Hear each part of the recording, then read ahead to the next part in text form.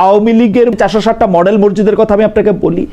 আমি বাংলাদেশের যারা সরকারি ইমাম আছে তাদের সুযোগ সুবিধা চাকরির পদায়নের জায়গা থেকে আপনি যদি এটার মধ্যে এটা বলেন, যখন যেভাবে পারছে আলেম ওলামারা যখন যেভাবে বলছে শেখ হাসিনার যদি দেখছে যে তার সুবিধা হবে সে কিন্তু এটা নিছে। বাংলাদেশে যারা বড় দলগুলি যারা রাজনীতি করে, আগে আওয়ামী লীগ পরে বিএনপি, তাদের কাউকেও আমি রেটরিক ছাড়া অন্যান্য জায়গায় আমি কথা বলতেই দেখি না। সেই রেটরিকের কখনো নাম মার্কিন যুক্তরাষ্ট্র বিরোধিতা, কখনো নাম ভারত বিরোধিতা, কখনো নাম হচ্ছে সংখ্যাগুরু রাজনীতি, কখনো সংখ্যালঘু রাজনীতি, কখনো নাম জুলাই, কখনো আওয়ামী বিরোধিতা, কখনো আবার স্বাধীনতার চেতনা। এই কয়েকটা গল্পের মধ্যেই আসলে আমি বাংলাদেশের রাজনীতিটা দেখি। বিশ্ব রাজনীতিও আমি গল্প দিয়ে ব্যাখ্যা করতে পারি। মানে এই যে রেটোরিক্যাল পলিটিক্স, এইটারে যদি আমরা প্রবলেম সলিউশনের পলিটিক্সে না আনতে পারি, যে মানুষের আসলে প্রতিদিনের সমস্যা এবং আমাদের রিসোর্স ম্যানেজমেন্টের মধ্যে দিয়ে সেই সমস্যা সমাধানের দিকে যাওয়া এবং আইডেন্টিটি পলিটিক্সটার কাউন্টার করা আসলে প্রবলেম সলিউশনের পলিটিক্স দিয়ে, তা না হইলে ভারতের যেমন বিপদ আছে, বাংলাদেশেরও বিপদ আছে, উপমহাদেশ একটা মানে গাড্ডায় পড়তে যায়। আমি পশ্চিমবঙ্গে বিজেপি সরকার পরিবর্তন হচ্ছে, বিজেপির সরকার গঠন করবে, এইটা বাংলাদেশের রাজনীতিতে কি প্রভাব বিস্তার করবে অনেকে অনেক রকম অঙ্ক কষে আমাকে দেখাচ্ছেন যে দেখেন বর্ডার এলাকায়, ইন্ডিয়ার বর্ডার এলাকায় সব হিন্দুত্ববাদীরা, মানে বাংলাদেশের সাথে যতটুকু বর্ডার সব হিন্দুত্ববাদীরা সামনে আসতেছে, বাংলাদেশেরও বর্ডার এলাকায় শুধুমাত্র জামাতে ইসলামী সহ অন্যান্য যারা ইসলামী রাজনীতি করতেছে তাদের গুরুত্ব অনেক বেশি বাড়তেছে। আপনি এটাকে আসলে কিভাবে দেখেন? পশ্চিমবঙ্গে কিন্তু বিজেপি একসময় ছিলই না, এটা একেবারে আপনার মানে নতুন ভাবে এখানে আপনার ডেভেলপ করছে। আমি প্রথম যে দুই একটা জায়গায় বলতে চাই যে আপনি যখন বলেন যে বাংলাদেশে জামায়াতে ইসলামী মন্দির পাহারা দিছে, বাংলাদেশে জামায়াতে ইসলামীকে মন্দির পাহারা দিতে হইছে কারণ এরকম একটা দশা তৈরি হইছে, এবং ভারতেও অনেকগুলি জায়গাতেও বিজেপির অবস্থান, এই যে যারা বজরং বলি না কি জানি, ওদের ওদের ওদের অবস্থান থেকে বিজেপির অবস্থান আলাদা। বিজেপিতেও আপনি কিন্তু পাবেন না বিজেপির গঠনের প্রক্রিয়ায় কোনোভাবেই। বিজেপি যখন তারা গঠন করে তখন বড় বড় কবি সাহিত্যিকরা ছিলেন এখানের মধ্যে, মানে ওইটার মধ্যে আপনি একটা ডেরোগেটরি মুসলমানদের নিয়ে একটা কোনো কথাই বলবেন না, পাবেন না আপনি। আপনার মনে আছে, আপনি মনে আছে যে আপনি মনে থাকবে যে ভারতীয় মুসলমান প্রেসিডেন্ট এপিজে আবুল কালাম সম্পর্কে ওদের নেতারা, মানে বিজেপির বড় বড় নেতারা ওনার সম্পর্কে কি ধারণা পোষণ করেন। না, okay, let's do one test Khalid ভাই। হ্যাঁ, পশ্চিমবঙ্গের যে নির্বাচন হলো, এখানে বিজেপির যে নেতা ছিলেন তার বক্তব্যের মধ্যে কি আপনি অ্যান্টাই মুসলিম? না, নেতার মুখের কথা আর বই খাতা দুটো আলাদা কিন্তু। নেতার আমি জামায়াতে ইসলামী নেতার বক্তব্য শুনছি, আমি আপনাকে মনে করে দেই যে আপনারা ভোট দিবেন, এখন দেশ আবার হিন্দু রাষ্ট্র হয়ে যাবে, দেশের মধ্যে শাখা সিঁদুর এগুলি হবে, কপালে টিপ দিয়া লোকজন ঘুরবে, মেয়েরা বেপর্দা হবে, নামাজ পড়তে পারবেন না, এবং হিন্দুরা আইসা দেশ দখল করে নিয়ে যাবে। আমি কোট আনকোট করলাম। এই নির্বাচনের আগে কে বলছে? এই নির্বাচনের আগে তো আমি বলি নাই, আমি বলছি নির্বাচন জামাতের নেতারা এইসব কথা বলছেন, এবং গালিব আপনিও ভালো করে জানেন যে এসব কথা বলছেন, এগুলি পত্রপত্রিকা উদ্ধৃত হয়েছে রে ভাই, আমি রিপোর্ট করছি, আমি থাইকা গিয়া, আমি তো বানায় বলতেছি না। খালেদ ভাই দেখেন, এখানে আপনার দুইটা জিনিস ভাগ করতে হবে। একটা হচ্ছে যে এটা কি মাঠ পর্যায়ের লোকেরা বলতেছে না সিনিয়র লিডাররা বলতেছে। আচ্ছা ধরেন কবে, কোথায়, কখন? আচ্ছা, আমি তো আপনার এই নির্বাচনের আগে একজন জামাতের নেতাকে ওইভাবে কথা বলতে দেখি নাই। মানে হিন্দু বিদ্বেষী বা ইসলাম ওরকম কোনো কথা আপনি পান না? ভারত বিদ্বেষ আছে, অ্যান্টাই ইন্ডিয়ান রেটরিক আছে, কিন্তু অ্যান্টাই হিন্দু, নিজের দেশের ওন নাগরিক, অ্যান্টাই হিন্দু কোনো রেটরিক নাই। আমি আপনাকে চ্যালেঞ্জ করতেছি নাই। কিন্তু জামাতের রাজনৈতিক আচরণের দিক থেকে আমরা এখন পর্যন্ত এমন কোনো কিছু দেখি না যেখানে আমি বলতে পারবো যে জামাত একটা সাম্প্রদায়িক রাজনৈতিক দল। দীপুচন্দ্র দাসকে যখন পুরায় মারা হলো, জামাত থেকে আমি কোনো স্ট্রং প্রতিবাদ দেখি নাই। রামুর গ্রামকে যখন আগুন লাগাই দেওয়া হয়েছে, হ্যাঁ জামাত বলতে পারে আমি সাপোর্ট করি নাই, কিন্তু কোনো স্ট্রং প্রতিবাদ দেখি নাই। ওই লোককে যখন কবর থেকে তুলে আইনা পুরায় মাইরা ফেলা হয়েছে, জামাত কোনো কিছু বলে না। ও আহমদিয়ার কথা বলছে বাকি বিল্লাহ, আহমদিয়ার ক্ষেত্রে জামাতের অবস্থান খুবই ঘুলুমুলু। আপনি যতগুলি অন্যায়ের ক্ষেত্রে আপনি ফ্রেমিং করতে পারেন লিবাস দিয়া, যে এই লোক আসলে আগে শিবির করতো বা এই লোক আগে মাদ্রাসায় পড়ছে, সেই জায়গার ক্ষেত্রে, বা এই লোক মাদ্রাসায় পড়ে নাই, এই লোক শিবির করে নাই, সেই সব জায়গায় আমি কিন্তু প্রতিটা জায়গায়, বা তার বাংলা নাম, আমি প্রতিটা জায়গায় জামায়াতে ইসলামের অবস্থান আমি দেখি যে আমি এটা কোশ্চেন করতে পারি।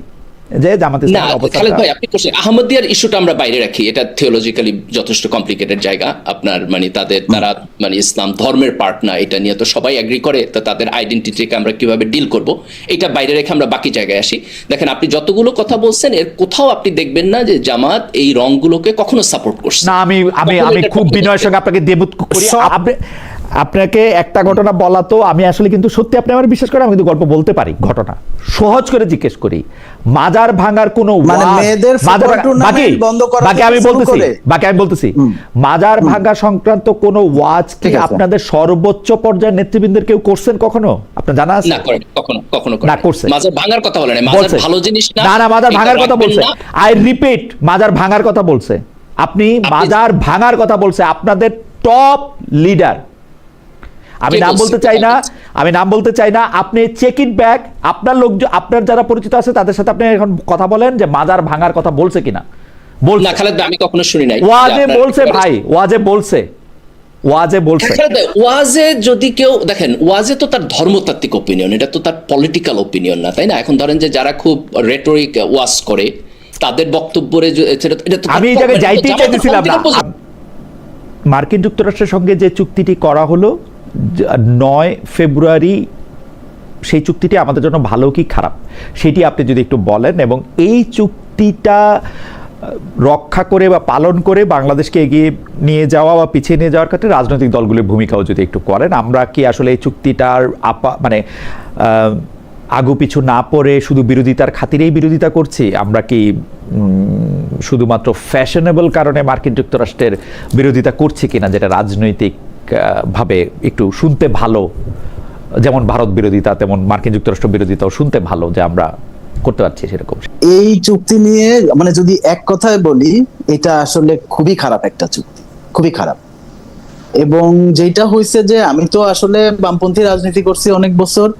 আমরা একটা সময় কিছু রেটরিক্যাল বিরোধিতা করছি বিভিন্ন চুক্তি এবং নানান ইস্যু নিয়ে, কিন্তু এই জায়গাটা এইবারের ট্যারিফের ঘটনার পরের এই যে বাণিজ্য চুক্তি, এটা আসলে খুবই মানে ডিজাস্টারাস একটা চুক্তি। মানে এটা আমাদের ইন্ডাস্ট্রির জন্য, আমাদের অনেকগুলি গুরুত্বপূর্ণ খাত, সেই খাতগুলি এই চুক্তি মানে যেইভাবে এখানে এই ধারাগুলি করা হয়েছে, সেটার পরে মানে আমাদের এই গুরুত্বপূর্ণ শিল্প খাতগুলি সেগুলি টিকায় রাখা খুবই কঠিন হবে। এরকম অনেকগুলি দিক আছে। ফলে এটা শুধু ওই পুরনো রেটরিক্যাল বিরোধিতার জায়গায় না, এটা বাংলাদেশের সবগুলি পলিটিক্যাল পার্টির একদম খুব গুরুত্ব দিয়ে অ্যাড্রেস করার ব্যাপার। এটা আমাদের একদম মানে মৌলিক অনেকগুলি প্রশ্ন, আমাদের ভবিষ্যতের নিরাপত্তার প্রশ্ন, সেগুলি এর সাথে জড়িত। এবং চুক্তিটা যেভাবে হয়েছে, আমরা জানি যে ইন্টারিমের যে সময়টা এবং এই 3 দিন আগে আর কি এই চুক্তিটা করা হয়েছে, তড়িঘড়ি করে করা হয়েছে, এবং যেই পলিটিক্যাল কনসেন্টের আলাপটা এই চুক্তি নিয়ে আসছে, সেটাও আসলে যেটা হয়েছে যে এটা যদি আমি বলি যে এই ওই সময়ের যে পলিটিক্স, যদি আপনি এই গেম থিওরি দিয়ে ওই টাইমটা দেখা হয়, যেটা অন্যান্য প্রসঙ্গে বিএনপি বলছে যে হ্যাঁ এটা তো আমরা শুধু ইলেকশনটা পার হয়ে আসার জন্য করছিলাম, কিন্তু এই চুক্তি নিয়ে যদি তারা কনসেন্ট দিয়ে থাকে, মানে এটা খুবই সবার একদম ঝাড়ে কাটা প্রয়োজন আসলে। ওকে, এবং জনাব বিল্লাহ, আমি এখানে একটু একটা বিষয় আমার একটু কৌতূহল। আপনি দেখেন যে ডক্টর ইউনূস সরকার যখন এই চুক্তি স্বাক্ষর করতেছেন, তখন সেটা হচ্ছে যে অলরেডি আর 3 দিন পরে নির্বাচন, এবং তিনি মোটামুটিভাবে তিনি সবচেয়ে ভালো জানেন 1 সপ্তাহের মধ্যে তিনি আসলে ক্ষমতা ছেড়ে দিচ্ছেন। এই চুক্তিটা যদি কোনো পলিটিক্যাল গভর্নমেন্ট করতো, ধরা যাক শেখ হাসিনা সরকার বা বর্তমান তারেক জিয়া সরকার বা তার আগে বেগম খালেদা জিয়া সরকার, তারা যদি করতো, তাহলে আমি ধরে নিতাম আরেকবার ক্ষমতায় আসার জন্য তারা এই চুক্তিটা করতেছেন। যেহেতু তাদের আর ক্ষমতায় আসার আর কোনো ব্যাপার নাই, তারা বাংলাদেশের জন্য একটা খারাপ চুক্তি কেন করবে? তাদের তো কোনো স্বার্থ আমি দেখতেছি না, কারণ তারা তো শুধু ভারবাহী, ফলটা তো তারা ভোগ করতে পারবে না, তারা এটা কেন করবে তাহলে?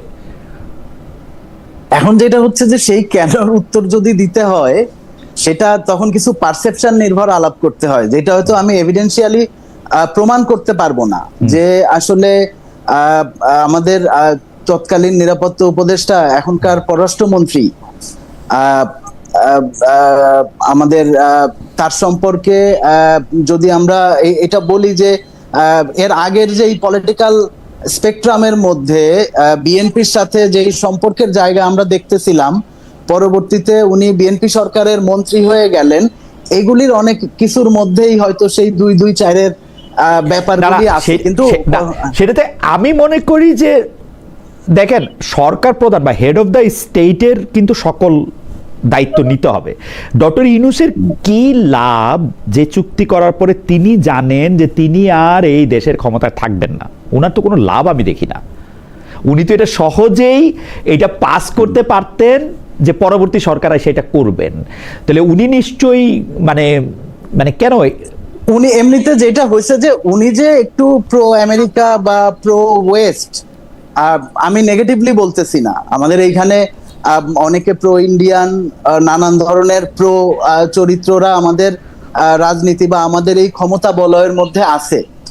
কিন্তু যেটা হয়েছে যে এটা আমার কাছেও আসলে বিস্ময় লাগে এই কারণে, কারণ উনি তো ওয়েস্টের লিবারেল বা আমেরিকার লিবারেল ক্ষমতা কাঠামোর সাথে ঘনিষ্ঠ।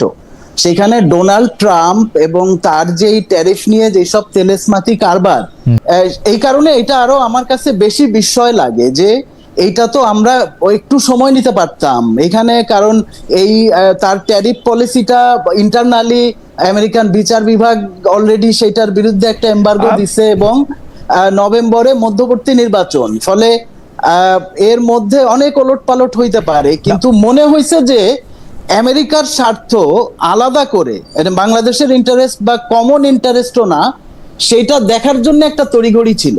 সেই তড়িঘড়িটা অন্তর্বর্তী সরকারের মধ্যে যে ছিল আমরা আসলে একটা সেটা স্পষ্ট। আমরা আসলে একটা অনেক বড় অভিযোগ, জনাব বিল্লাহ আপনাকে ধন্যবাদ। আমি একটু ডক্টর গালিবের কাছে যেতে চাই, আমরা একটা অনেক বড় অভিযোগ করছি কিনা, আর ডক্টর গালিবের কাছেও একই মত আমি জানতে চাইবো। শুধু একটু এক্সটেন্ড করি ব্যাপারটা, যে আপনার কাছে কি মনে হয় যে ডক্টর মোহাম্মদ ইউনূসকে বিল্লাহ প্রো ওয়েস্ট বলতেছেন, কিন্তু একটা জিনিস হচ্ছে প্রো হওয়া, আরেকটা হচ্ছে একটা দেশের জন্য মানে নিজের দেশের জন্য ক্ষতি হবে এরকম কোনো একটা কিছু করা কিনা, নাকি এটা লাভের জন্যই উনি করছেন? আপনি তো, আমি আবার বিশ্বাসের সাথে খেয়াল করি জামায়াত কিন্তু এটাকে পার্শ্ব করতেছে না যে তোমরা আমাদের সাথে কথা বলো না, একটা বাজে চুক্তি করছো, এখন এটা বাদ দাও। বিএনপি আমাদের বলতেছে কি আমরা এটা দেখবো যে যদি এটা বাজে হয় তাহলে আমরা এটা বাদ দিয়ে দেবো। কিন্তু আপনি ইন্টারন্যাশনাল রিলেশনের একজন নিবিড় পর্যবেক্ষক হিসেবে জানেন যে একটা জিনিস আমি না করতাম করার পরে যখন আমি এটা বাইরে হয়ে আসি, জাস্ট সরকারটা বদল হওয়ার সঙ্গে সঙ্গে 1 মাস 2 মাসের মধ্যে এটা সরকারের জন্য একটা বিব্রতকর ব্যাপার। তো সেই জায়গা থেকে আপনি একটু আমাকে বলবেন যে মানে এটা কেন হইতেছে যে জামায়াতে ইসলামী এটাকে পলিটিক্যালি এইটা ডিল করতেছে না, মানে ভালোও বলতেছে না খারাপও বলতেছে না, আমি শুনি নাই আর কি। না দেখেন, জামাত অথবা বিএনপি কেউ এটাকে পলিটিক্যালি ডিল করতেছে না। বিএনপি যেহেতু সরকারে, তার তো এটা আরো বেটার পলিটিক্যালি ডিল করা দরকার, তাই না? আমরা বিএনপির দিক থেকে কিন্তু চুক্তির ব্যাপারে কোনো কনক্লুসিভ না, ওরা শুধু বলে এটা চুক্তিটা ভালো, ওরা শুধু বলে চুক্তিটা ভালো। না, সেটা আপনার খুব স্ট্রং জোর গলায় না ভালো বললে আর স্ট্রং করে কি বলবে? একজন কইছে ভালো, কালকে এই যে খলিলুর রহমান সাহেব কইছে ভালো, খলিলুর রহমান সাহেব কইছে ভালো, আর ওই যে রাশেদ আল তিতুমির ডক্টর উনি বলছেন যে এটা ভালো। তো ভালো, জি গালিব কথা বলছেন, আমার মনে হয় যে জি বাকি ভাই আপনি বলেন। আচ্ছা, আমার মনে হয় যে ইম্পর্টেন্ট পয়েন্ট যেটা ধরেন গালিব ভাই যেভাবে বললো যে বিএনপির আরো স্ট্রং পজিশন থাকার দরকার, কিন্তু মানে যদি আমরা ডেমোক্রেটিক নর্মের মধ্যে দিয়ে দেখি, একটা চুক্তি হয়েছে, গভর্নমেন্ট আসলে ন্যাচারালি আসলে সেই চুক্তির অংশীদার, কিন্তু এই আলোচনাটা তো আসলে বিরোধীদের তুলতে হবে। সংসদেও যদি আলোচনাটা তুলতে হয় 5 জন সাংসদদের দায়িত্ব নিয়ে আগায় আসতে হবে বিরোধীরা,